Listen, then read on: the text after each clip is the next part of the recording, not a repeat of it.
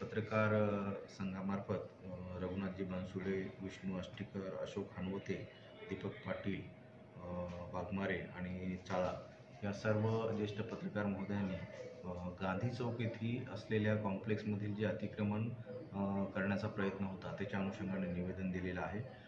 या निवेदनाची दखल महापालिकेने घेतली असून मालमत्ता विभागाचे उपायुक्त पंजाब खानसोळे यांना या निवेदनानुसार पूर्ण तपासणी करून आवश्यक ती कायदेशीर कारवाई करण्याच्या सूचना या ठिकाणी देण्यात आलेल्या आहेत.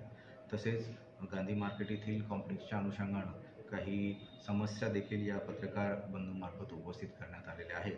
तर त्याची उपायुक्त इस्टेट हे स्वतः त्या ठिकाणी स्थळ पाहणी करतील आणि आवश्यक त्या सुधारणा त्या ठिकाणी केल्या जातील.